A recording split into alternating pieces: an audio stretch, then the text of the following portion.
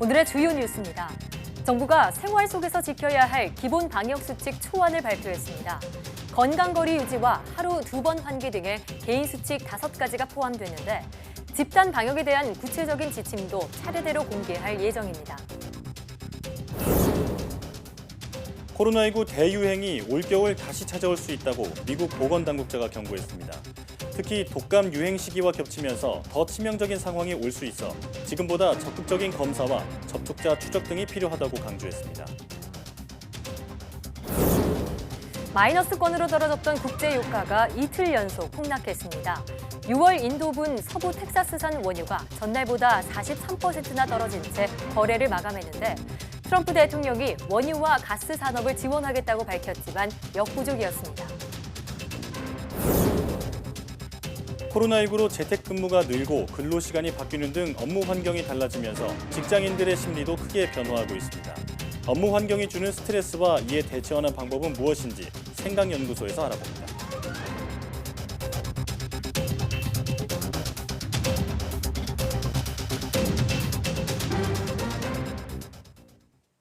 여러분 안녕하십니까? 사이언스 투데이입니다. 정부가 30초 손 씻기 등 생활방역 전환 시 지켜야 할 기본 수칙 초안을 발표했습니다. 이에 따라 개인은 아프면 3, 4일 집에 머물고 매일 2번 이상 환기와 추가 소독 등을 준수해야 합니다. 집단의 경우 공동체 내 방역 관리자를 지정해야 하며 관리자는 체온과 호흡기 증상 여부 등 구성원의 건강 상태를 확인해야 합니다. 방역당국은 사무실과 대중교통, 음식점, 쇼핑시설과 함께 결혼, 장례 등에 대한 집단 방역 세부 지침도 곧 마련해 순차적으로 공개할 예정입니다. 고강도 사회적 거리 두기가 완화되면서 운영을 재개하는 다중이용시설이 늘고 있습니다. 정부의 지침대로 발열 체크나 자체 소독과 같은 방역에 집중하고 있습니다. 박희재 기자가 취재했습니다. 서울의 실용음악학원입니다. 들어오는 수강생마다 이름과 전화번호를 기록하고 발열 여부를 확인합니다. 36.0도 정도로 나오거든요. 피아노를 치던 수강생이 연습을 마치자 건반에 소독약을 고루 뿌리고 닦아냅니다. 학생이 이제 피아노를 연습을 하고 나서 하기 전엔 저희가 이제 먼저 소독을 하지만 하고 나서도 이제 돌아가실 때 이후에 제가 또 한 번 더 소독을 해서 깔끔하게 진행을 하고 있습니다. 한 달 반 만에 정상 운영에 들어간 한 태권도장도 방역에 여념이 없습니다. 수업 시작 전 아이들에게 차례차례 손 소독제를 뿌려줍니다. 정상이네요. 정상이에요, 우리 아미. 학생들은 이렇게 마스크를 쓰고 서로 간격을 더 벌린 채 수업을 받고 있습니다. 특히 아이들이 저희 제자들이 운동하는 곳이기 때문에 아이들의 체력도 키우는 것도 중요하지만 저희 도장의 환경에도 더 신경 쓰고 있고 코로나19 확산세가 줄면서 주일 예배 참여율이 20% 늘어난 이 교회에서는 매일 새벽 예배도 진행하면서 방역에 더욱 치중하고 있습니다. 매일 교회 안에 소독을 하고 있고 또 주일 예배를 마친 후에는 업체에서 나와서 교회 시설 전체를 소독하고 있습니다. 정부가 고강도 사회적 거리두기 지침을 완화하자 이렇게 문을 여는 다중이용시설이 속속 늘고 있습니다. 방역당국은 이제껏 쌓아온 노력이 물거품으로 돌아가지 않도록 방역 수칙을 꼭 지켜달라고 당부했습니다. 행정명령에 대해서 운영 중단과 단속 강화는 계속해서 지자체에서 일단 유지를 하고 있습니다. 방역 지침을 철저하게 지키는 상태에서 일단 운영을 할 수 있다. 올해 말 코로나19 대유행이 다시 찾아올 수 있다는 경고까지 나오는 상황에서 이제 방역의 몫은 민간에서 얼마나 위생 수칙을 준수하느냐에 달렸다고 전문가들은 강조합니다. YTN 박희재입니다. 미국 보건당국자가 코로나19가 이번 겨울에 다시 발병할 수 있다고 또다시 경고했습니다. 코로나19가 독감 유행과 겹치면서 더욱 치명적인 상황이 올 수도 있다는 전망입니다. 조수연 기자가 보도합니다. 미국에서 코로나19 확산세가 진정되는 듯 싶더니 또다시 반갑지 않은 전망이 나왔습니다. 미 질병통제예방센터 CDC의 로버트 레드필드 국장은 올겨울 코로나19의 2차 발병 위험성을 경고했습니다. 독감 유행과 겹치면서 대처가 더욱 어려워지고 더 치명적인 상황이 될 수 있다는 겁니다. 레드필드 국장은 2가지 호흡기계 질병이 동시에 발병하게 되면 보건 체계에 상상할 수 없는 부담을 안길 것으로 우려했습니다.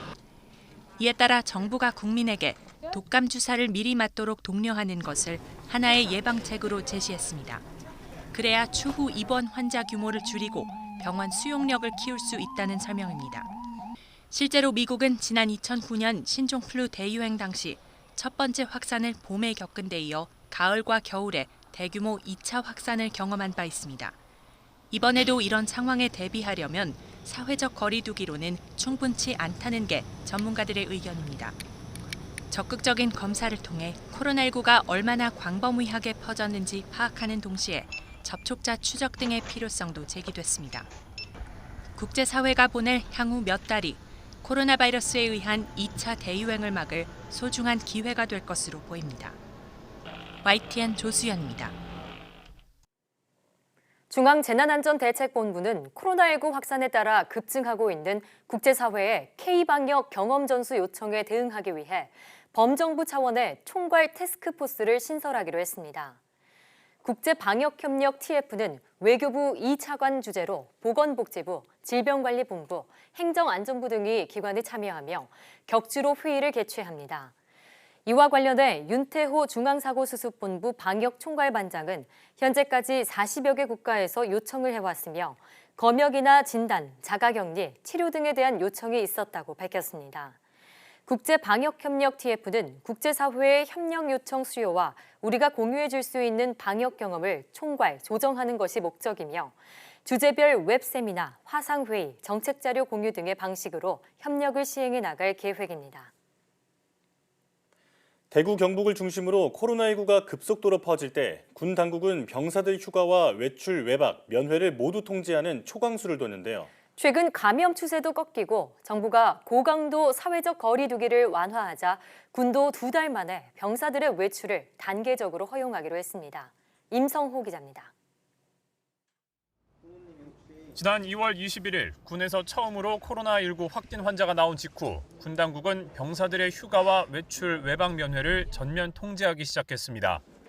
정부의 고강도 사회적 거리 두기 정책 시행보다도 한 달 빠른 조치였습니다. 이후 국내 감염 추세가 꺾이며 정부가 사회적 거리 두기를 완화하자 군도 병사들 출타 통제를 일부 풀기로 했습니다. 일단 오는 24일부터 병사들에게 일과 후 외출을 허용하기로 했습니다. 단 시행 지역은 최근 7일 이내 코로나19 확진 환자가 없는 곳으로 한정하고 외출 인원은 현장 지휘관 판단에 따르도록 했습니다. 외출하는 병사들에겐 방역 준수 사항을 철저히 교육하고 PC방이나 노래방처럼 병사들의 출입이 잦은 시설은 뛰어앉기나 소독 등 방역이 잘 되도록 지자체와 업주 측에 협조를 구하기로 했습니다. 또 외출하고 돌아온 병사들은 발열 등 의심 증상 유무를 확인한 뒤 예방 격리하거나 진단 검사를 받게 하는 등 관리를 강화하기로 했습니다. 군은 최근 국내 신규 확진 상황을 고려할 때 전국 시, 군구 220여 곳 가운데 80% 지역 부대에서 병사들의 외출이 가능할 것으로 보고 있습니다. 국방부는 휴가와 외박, 면회 통제 해제 여부는 민간 감염 추이를 봐가며 검토할 방침입니다. 이런 가운데 군에선 코로나19 재양성 판정을 받아 치료 중이던 육군 병사 1명이 추가로 완치됐습니다. 이로써 코로나19 치료 중인 군내 환자는 2명으로 줄었고 누적 환자는 39명을 유지했습니다. YTN 임성호입니다. 국가 예방 접종률이 지난해 같은 기간보다 낮아졌습니다. 질병관리본부의 자료를 보면 65세 이상의 폐렴구균 접종률이 특히 낮아져 지난해 1분기 18.4%에서 올해는 6.49%를 기록했습니다. 어린이 필수 예방접종 10종 가운데 12개월 이후 첫 접종이 이루어지는 MMR과 수두, 일본 뇌염 1차 백신 접종률은 1%포인트 감소했고 만 4에서 6세 이후 이루어지는 추가 접종률은 2에서 3%포인트가 떨어졌습니다. 예방접종 대상 감염병 발생은 대부분 감소했고 폐렴구균 감염증 발생은 16% 정도 늘었습니다. 전체적으로 발생이 감소한 것은 코로나19의 유행으로 각 학교가 개학을 연기해 집단 발생이 줄었기 때문으로 분석됐습니다.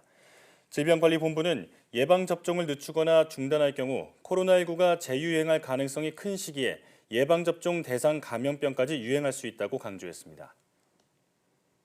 코로나19에 감염된 어린이 환자의 전파력이 성인보다 약한지는 아직 명확하지 않습니다. 다만 국내 어린이 전파 사례가 있고 바이러스 배출량만 놓고 보면 신생아가 성인의 100배에 달하는 것으로 확인됐는데요. 어린 연령층 환자의 관리를 방역당국이 강조한 이유입니다. 이형원 기자입니다. 어린이가 성인보다 코로나19 전파력이 약한지는 의견이 분분합니다. 프랑스에서는 9살 확진자 사례를 토대로 아이의 전파력이 약할 수 있다는 분석이 나왔습니다. 이 어린이 환자를 가까이 접촉한 172명 모두 코로나19에 전염되지 않은 겁니다. 하지만 정부는 일부 보고만으로 전파력 강도를 단언할 수 없다는 입장입니다. 오히려 국내에서는 9살 소아 환자가 성인을 전염시킨 만큼 종합적으로 봐야 한다고 지적했습니다. 확진된 그 9살 어린이와 같은 병실에 배정되게 되었습니다. 이 과정에서 어머니가 같은 병실 내에서 감염된 것으로 추정을 하고 있습니다. 전파력과 별개로 바이러스 배출량은 어린 연령층이 더 많을 수 있는 것으로 나타났습니다. 연구 대상은 확진돼 입원 치료받은 산모와 태어난 지 27일 된 신생아였습니다. 코로나19 증상이 최고조에 달했을 때 신생아는 산모보다 최대 100배 많은 바이러스를 배출한 것으로 나왔습니다. 호흡기 검체, 대변, 소변, 위혈액 이 모든 검체에서 바이러스가 검출이 되었기 때문에 면역이 취약한 상태에서 바이러스가 전신 감염으로 나타날 수 있기 때문에 항상 주의 깊게 관찰을 하긴 해야 됩니다. 다만 체내 바이러스 양과 중증도 연관성은 확인되지 않았습니다. 실제로 해당 신생아도 항바이러스제 투약 없이 빠르게 회복해 퇴원했습니다. 소아 자체의 임상적인 중증도는 좀 낮을 수 있고 전파와 관련해서는 또 다른 양상을 불러올 수가 있는 것이 사실입니다.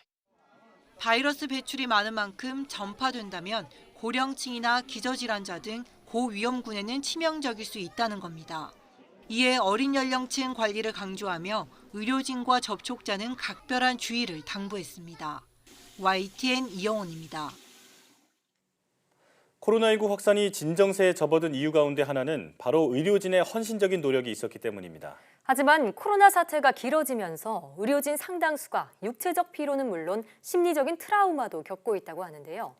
최소라 기자가 코로나19 일선 현장에 있었던 의료진들을 직접 만나봤습니다. 의료진들을 육체적으로 가장 힘들게 하는 것은 방호복입니다. 무게가 만만치 않은 데다 방호복 안의 옷이 땀에 흠뻑 젖는 것이 예사지만 감염 우려 때문에 식사 시간을 빼고는 절대 벗을 수 없습니다. 육체적 고통뿐만이 아닙니다. 지난 2달 동안 일선에 투입돼 온 공중보건의는 불시에 차출되는 일이 반복되자 정신적 불안감을 호소합니다. 환경 변화에 대한 스트레스가 가장 큰 것 같아요. 좀 비유를 하자면 게임 캐릭터 같이 뭐 이리 오라면 이리 가야 되고 저리 가라면 저리 가야 하는. 특히 대구 경북 지역에서 코로나19가 폭발적으로 늘었던 한 달 전을 떠올리면 지금도 잠을 이루지 못하는 의료진도 있습니다. 40도 넘는 고열로 일단 엄청 고통스러워하고 힘들어하는데 타이레놀밖에 줄 수 없고 그런 것도 많이 진짜 정신적으로 힘들었고 저희가 막 피를 토하고 열도 난다는데 여러 과정을 해야 되는데 고열이 나니까 일단 피토를 내도 응급실에서 안 받아준다고 못 가니까 되게 현실로 보니까 너무 지옥 같았어요. 전문가들은 코로나19가 어느 정도 진정기미에 접어든 만큼 의료진에 대한 정신과적 치료도 병행돼야 한다고 조언합니다. 의료인의 정신건강의 상황과 안전도에 대한 알림은 지금보다 거의 10배 이상 많아져야 한다고 생각합니다. 의료인과 의료체제가 버텨주지 않으면 환자 숫자가 줄어들어도 결코 우리는 지금 좋다, 우리는 지금 안전하다고 말할 수 없다라고. 코로나19 확진 환자는 점차 줄면서 현재 병상과 장비 등 물리적 지원 체계에는 큰 문제가 없습니다. 하지만 사태 장기화로 의료인의 육체적, 정신적 피로도가 점점 쌓여가는 만큼 이에 따른 대책 마련이 절실하다는 것이 의료계 공통된 지적입니다. YTN 사이언스 최소라입니다.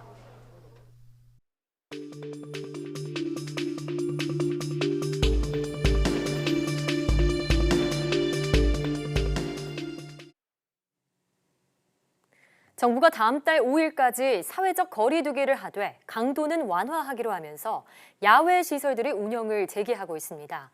외출을 자제하던 분들의 숨통이 트일 것으로 보이는데요. 이에 대한 우려의 목소리도 나옵니다. 고려대학교 역학대학 김정기 교수와 함께 자세한 내용 살펴보도록 하겠습니다. 전화로 연결되어 있습니다. 교수님 나와 계십니까? 네, 안녕하세요. 네. 정부가 사회적 거리 두기를 연장하면서도 강도를 일부 완화했습니다. 이제는 다중이용시설 이용도 어느 정도 가능해졌는데요.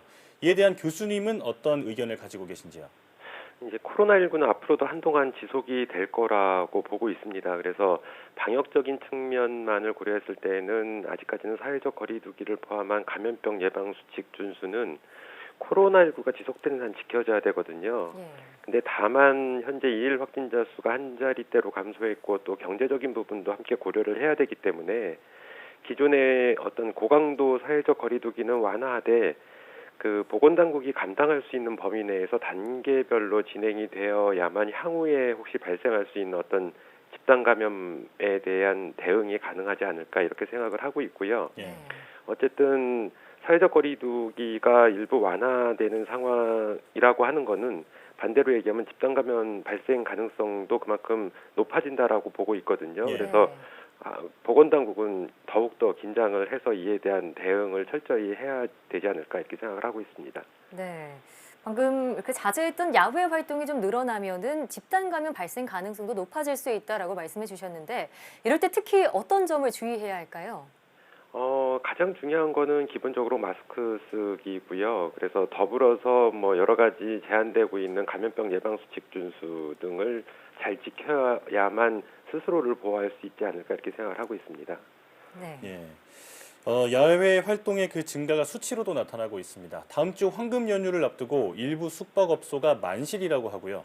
또 제주도행 비행기 값이 치솟고 있다는 보도도 있는데 이 시기에 감염이 늘어날 가능성에 대해서는 어떻게 보고 계신가요? 그러니까 숙박업소에 다수의 사람이 모이게 되면 그만큼 감염 가능성은 크게 증가하는 것은 맞습니다. 근데 이러한 움직임을 실제로 뭐 현실적으로 규제하는 것이 불가능하다라고 하면 실제로 그런 시설들을 이용하시는 분들이 앞서서 말씀드린 그런 마스크 착용이나 감염병 예방 수칙 준수를 철저히 지켜야 되고요. 특히나 공동으로 사용하는 공간, 뭐 엘리베이터나 복도 등에서는 반드시 마스크 착용을 하셔야지만 스스로를 보호할 수 있다 이렇게 생각을 하고 있습니다. 네. 황금 연휴도 사회적 거리두기 기간이라는 점 잊지 말아야겠습니다. 자, 그런가 하면 온라인 개학 이후 학교보다 학원에 더 의존하는 학생들이 늘고 있습니다. 이렇게 아이들이 학원에 몰리게 되면은 집단 감염 우려가 커질 수 있는데요. 어떻게 보시는지요? 이게 실제로 학교의 대면 개학은 통제하고 학원은 감염병 예방 수칙 준수를 할 때 운영을 허용하는 거는 어떻게 보면은 상당히 아이러니한 거거든요. 그러니까 실제로 학교의 대면 개학도 학원처럼 만약에 학생들이 감염병 예방 수칙을 준수한다면 대면 개학을 허용하는 것이 또 맞습니다. 같은 맥락으로 봤을 때에는. 근데 어찌됐든 학교든 학원이든 다수의 사람들이 모이는 곳은 그만큼 그곳에 감염자가 있을 경우에 집단 감염 가능성은 매우 높다 이렇게 보는 게 맞고요. 하지만 이제 그렇다고 언제까지 이러한 부분들을 통제할 수 없기 때문에 이런 집단 감염 요소들을 주기적으로 점검하고 뭐 표본 검사 시행 등 어떤 집단 감염을 예방할 수 있는 조치들을 보건당국이 마련을 해서 지속적으로 수행을 해야지만 집단 감염을 막을 수 있지 않을까 이렇게 생각을 하고 있습니다. 자, 코로나19 사태가 장기화될 수 있다 이런 목소리가 속속 들리고 있는데요. 방역 당국이 코로나19가 겨울에 재유행할 가능성을 언급했습니다. 어떤 이유 때문으로 볼 수 있을까요? 어떤 감염병이 크게 유행을 할 경우, 그러니까 지금 코로나19처럼 크게 유행을 했을 때에는 병원체가 완전히 사라지는 게 아니라 일부 숙주, 즉 사람에게 남아 있다가 그게 어느 시점에 다시 전파를 일으킬 수 있는 가능성은 충분히 있거든요. 근데 뭐 보건당국이 이제 겨울이라는 시점을 언급을 했는데 물론 바이러스는 여름보다는 겨울에 보다 높은 활성을 보이는 거는 맞습니다. 근데 지금처럼 감염된 숙주, 즉 다수의 사람들이 감염된 경우에는 계절의 영향을 상당히 덜 받는 측면이 있고요. 아직까지 백신이나 치료제가 없는 만큼 비단 겨울뿐만 아니라 언제든지 재유행 가능성은 항상 있다 이렇게 보는 게 더 맞을 것 같습니다. 자, 그렇다면 정말로 그 겨울에 재유행할 경우 미국 CDC 국장이 그렇다면 코로나19가 겨울에 재확산하면 독감 시즌과 겹칠 수 있기 때문에 더욱 치명적일 것이라고 예상을 했습니다. 이에 대해서는 어떻게 생각하시는지요? 글쎄요. 이제 실제로 과거에 이제 2, 3월에 중국이나 우리나라를 포함해서 미국이나 유럽도 마찬가지고요. 코로나19가 유행을 했거나 하고 있는 시기가 독감 시즌이었거든요. 네. 이 얘기는 다음 독감 시즌에 다시 유행한다고 해서 더 치명적일 이유는 딱히 없습니다. 왜냐하면 과거 유행하거나 했을 경우가 독감 시즌이었기 때문에. 근데 다만 과거 스페인 독감처럼 이 바이러스가 변이가 일어나서 병원성이 높아지거나 아니면 경제적인 이유 등을 고려해서 대응을 좀 소홀히 했을 경우에는 치명적일 수 있다 이렇게 보고 있고요. 네. 보통 바이러스가 병원성이 낮아지는 방향으로 진화를 하거든요. 예. 스페인 독감은 이제 예외적인 케이스였긴 했습니다만, 근데 어떤 한 질병이 크게 유행할 때는 다른 질병의 발생률은 상대적으로 낮아지는 경향이 있어요. 예. 그래서 이런 것들을 종합적으로 고려를 했을 때 향후에 코로나19는 계절형 감기로 편입이 되고 그리고 한동안 유행을 할 걸로 생각이 되고 있고요. 그리고 다른 어떤 감기 바이러스나 독감보다는 높은 비율로 유행할 가능성이 높지 않을까 이렇게 예상은 하고 있습니다. 네. 변이 가능성과 또 재유행 가능성 말씀해 주셨는데 전 세계 코로나19 확진자 수 계속해서 증가하고 있죠. 이 근본적인 해결책이 나오기 전까지 철저한 방역 수칙 계속 지켜야겠습니다. 오늘 말씀 고맙습니다. 감사합니다.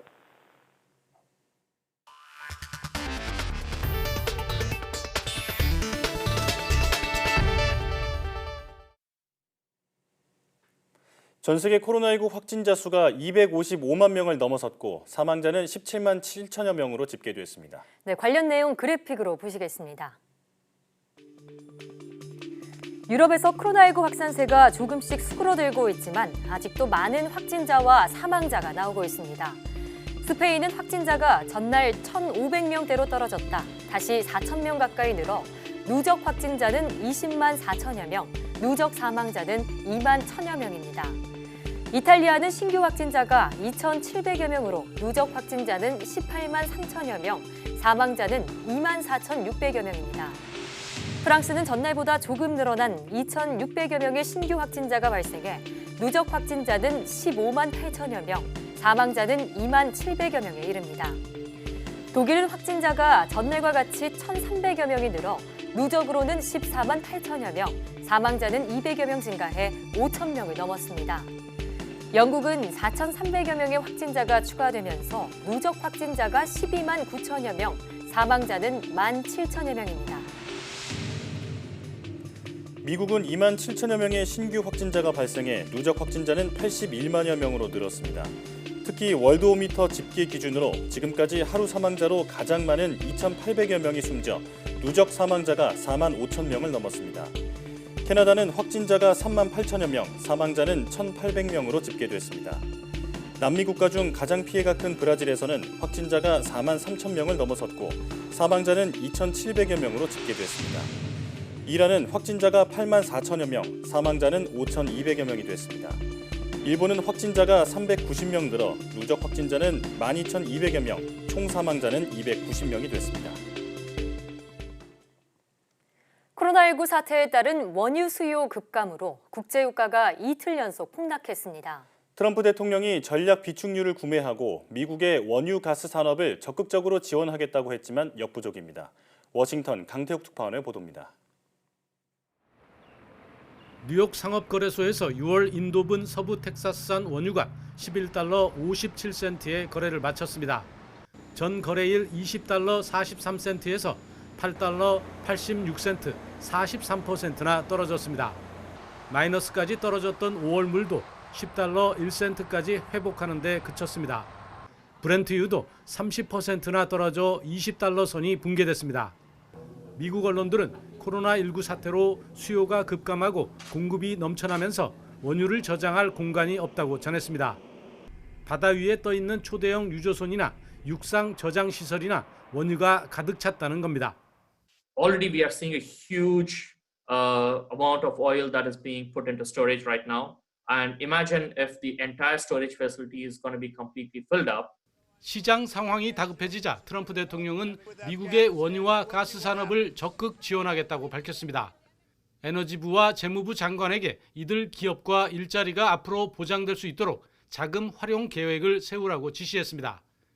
앞서 전략 비축유를 채우기 위해 7,500만 배럴의 원유를 구매하겠다고도 밝혔지만 유가를 안정시키기엔 역부족이라는 시각이 지배적입니다. 75 million barrels. So we're going to get either ask for permission to buy it or we'll store it. One way or the other, it will be full. 유가 폭락으로 뉴욕 증시도 이틀 연속 부진을 면치 못했습니다. 주요 지수 모두 3% 안팎까지 떨어졌습니다. 워싱턴에서 YTN 강태욱입니다.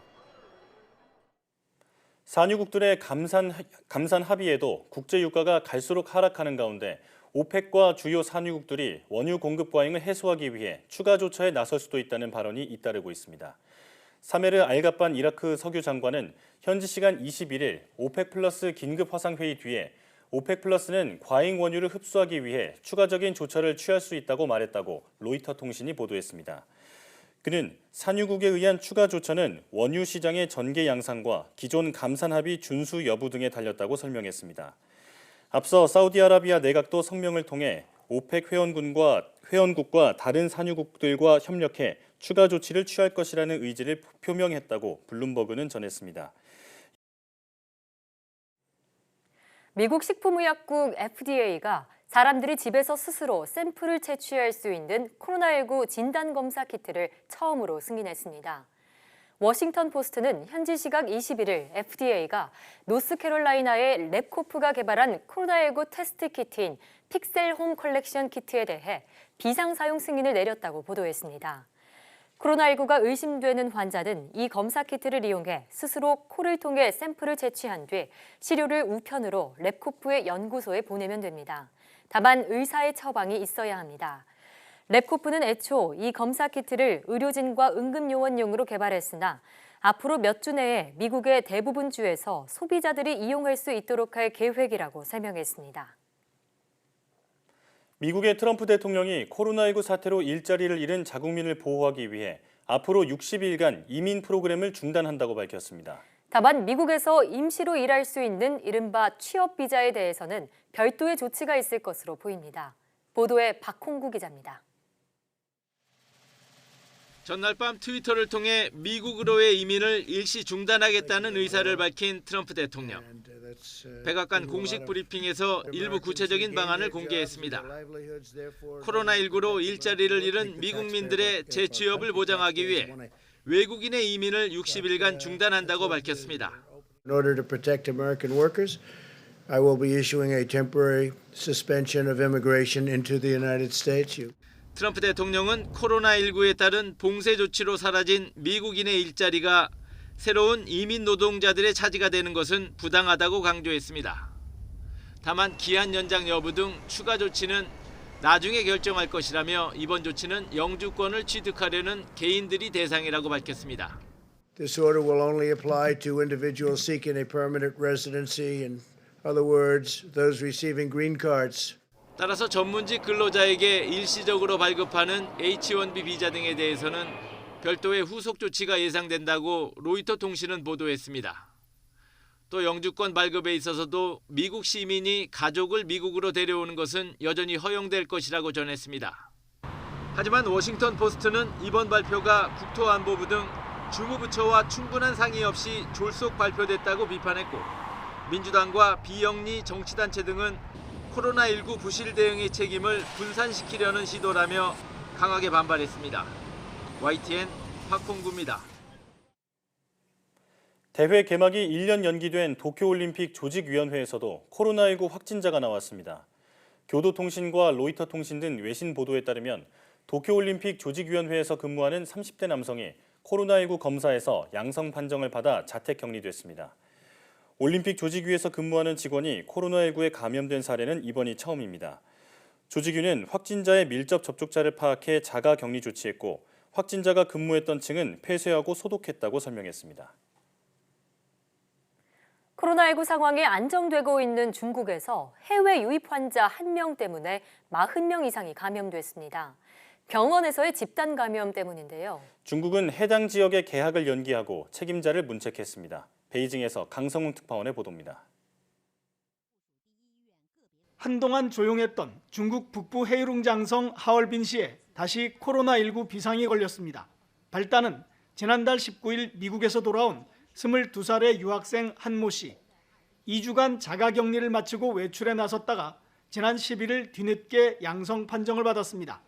이 과정에서 연쇄 감염이 시작됐고 4차 감염자가 병원에 입원하면서 집단 감염으로 확산됐습니다. 병원을 옮기면서 단 10여일 만에 확진자는 40여 명으로 급증했고 이후에도 계속 나오고 있습니다. 7例为本土病例，分别为黑龙江6例、广东1例。 집단 감염이 발생한 한 병원에서는 간호사 6명을 포함해 20명 넘게 확진 또는 무증상 감염됐습니다. 중국은 방역 소홀의 책임을 물어 하얼빈시 부시장과 보건 책임자를 징계하고 18명을 문책했습니다. 对于病房内的这个相关的流动的人员呢、护理人员呢，他这种管控呢也没有做得很彻底。 집단 감염에 놀란 하얼빈시는 일부 주거 지역에 대한 봉쇄식 관리를 재개했습니다. 지난주에 하려던 중학교 3학년 학생들의 개학도 연기했습니다. 인근 수이퍼너시에서는 러시아에서 들어와 뒤늦게 확진 판정을 받는 환자가 아직 속출하고 있습니다. 주변 대도시 창춘과 선양 등은 환자 유입을 우려해 외지 사람들을 경계하기 시작했습니다. 안정화 단계에 접어들었다는 중국에서도 집단 감염 사례가 발생하면서 방역이 느슨해지면 코로나19는 언제든 다시 번질 수 있다는 사실이 한 번 더 입증됐습니다. 베이징에서 YTN 강성웅입니다.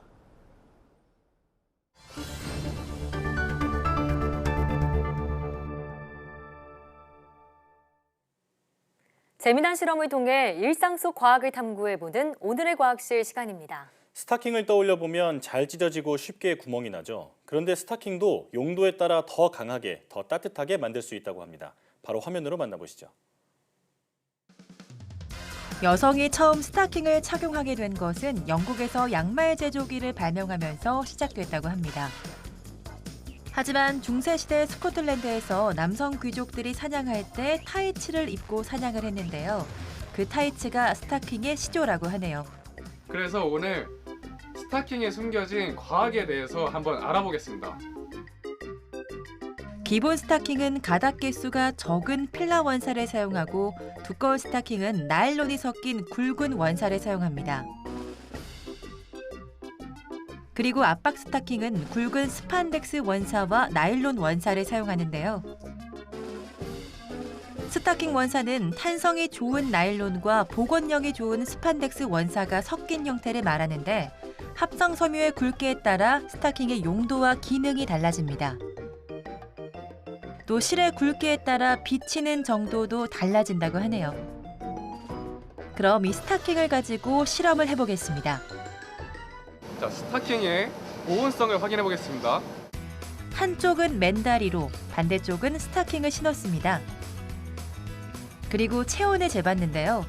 맨다리의 체온은 22.4도, 스타킹을 착용한 쪽은 26.8도로 놀라운 보온성을 지녔네요. 자, 이번엔 스타킹의 내구성을 한번 실험해 볼게요. 일반 비닐은 전동 드라이버가 닿을 때마다 구멍이 생깁니다. 오. 스타킹은 전동 드라이버를 튕겨낼 정도로 내구성을 가졌네요. 마지막으로 스타킹으로 자동차를 끌어보겠습니다. 과연 끌릴까요?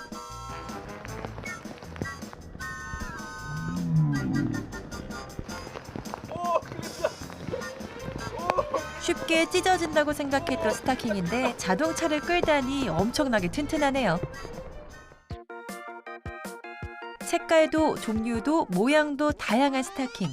보온성도 내구성도 최고네요. 지금까지 오늘의 과학실이었습니다.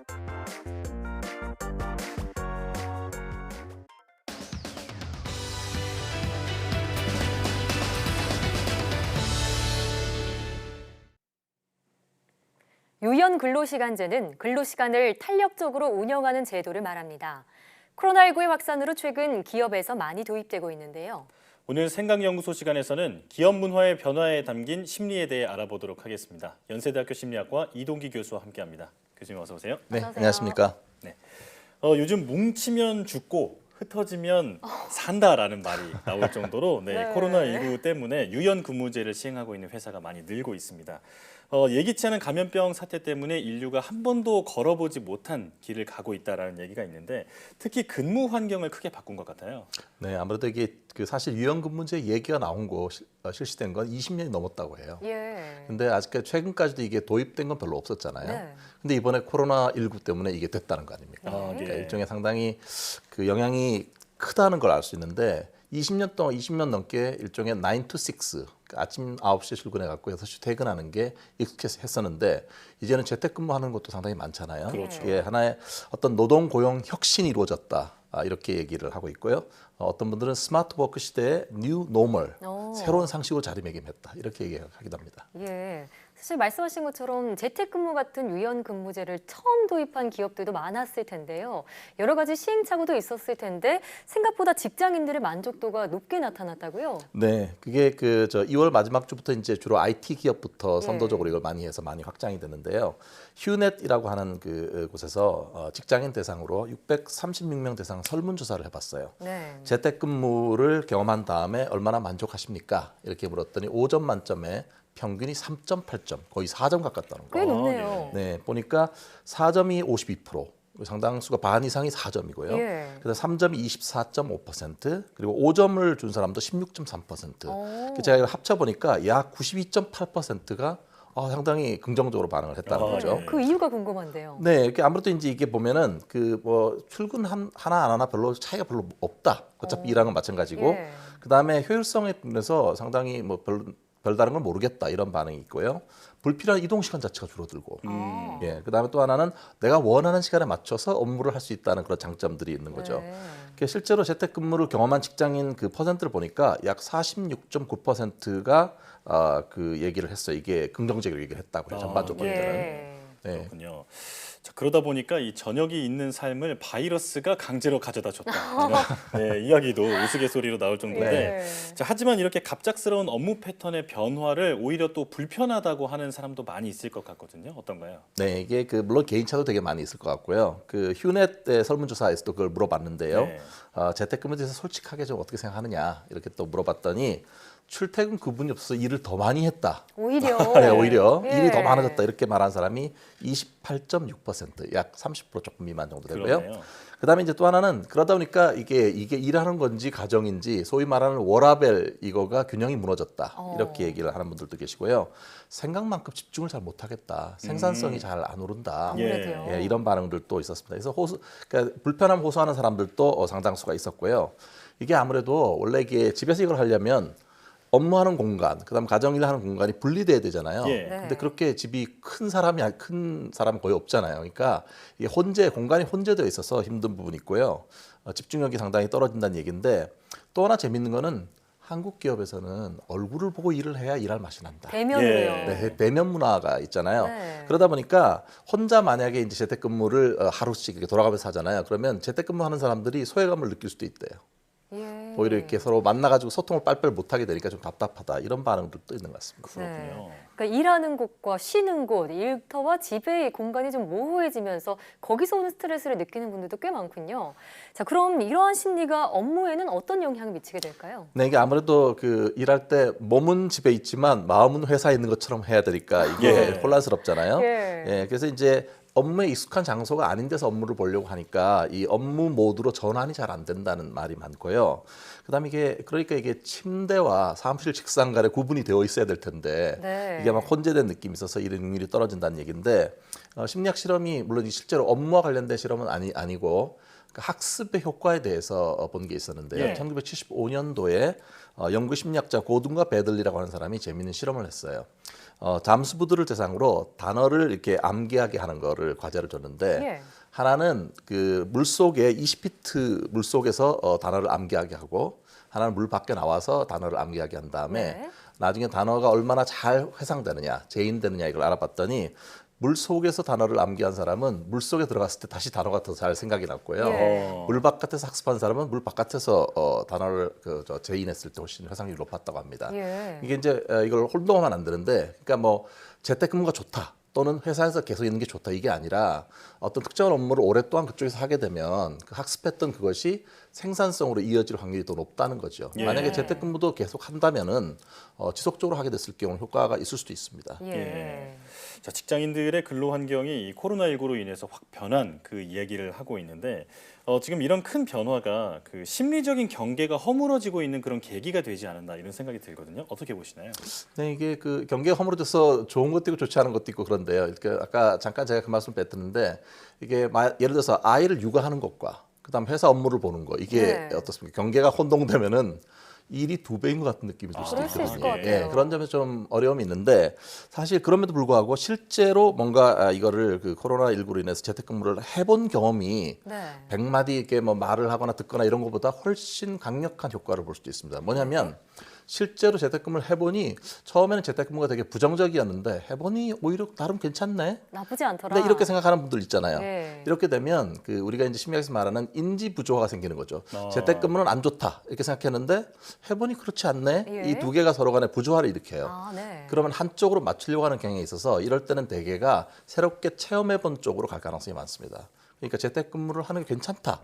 이쪽으로 태도가 변화될 수도 있는 거죠. 네. 그러면 그동안에 갖고 있던 어떤 재택근무나 이런 거에 대한 고정관념 자체를 타파하는 계기가 될 수도 있습니다. 예. 네. 근데 이제 물론 개인차가 있으니까 다 그런 건 아닙니다.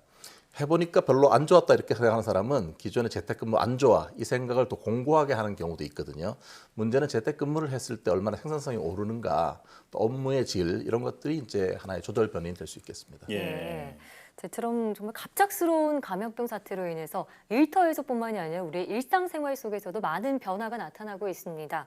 코로나 블루라는 말이 나타날 정도로 심리적으로도 많은 영향을 받고 있는데 이런 혼란스러운 시기를 잘 대처하고 이겨내기 위해서 어떤 마음가짐이 중요할까요?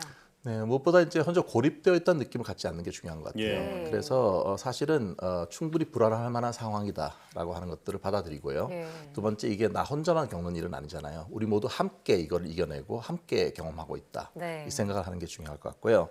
또 하나는 이제 많은 경우에 왜 이런 게 생겼을까? 물론 왜라고 하는 것도 우리가 충분히 연구를 해볼 필요가 있어요. 그래야 다음에 예방을 할 수 있으니까. 네. 하지만 지금 각자 개인적 입장에서는 지금 현재를 잘 살아나가는 게 되게 중요하잖아요. 네. 그러니까 어떻게 이걸 잘 대처할 것인가, 우리가 함께 힘을 합쳐서 대처할 것인가 이렇게 why보다는 how에 대해서 조금 더 생각을 하면 좋겠고요. 예.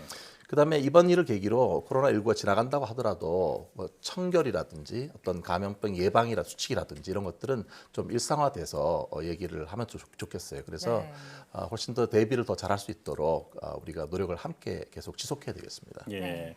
사실 애초에는 그 기온이 올라가면 이 사태가 빨리 끝나지 않을까 이런 예상들도 있었는데 이제는 대부분의 전문가가 사태가 길어질 수 있다라고 얘기를 하고 있잖아요. 네. 오늘 말씀해주신 내용 잘 기억해서 마음을 다잡고 연대하는 것이 중요하도록 하겠습니다. 자, 오늘 말씀 잘 들었습니다. 고맙습니다.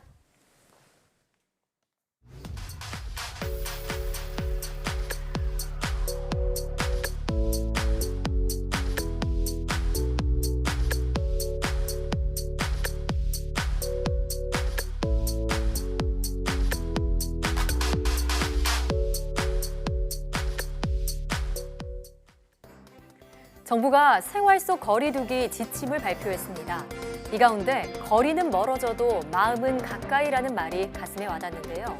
코로나19로 인해 우울감을 호소하는 이웃이 많습니다. 생활 방역뿐만 아니라 심리적 방역에도 힘을 모을 때가 아닐까요?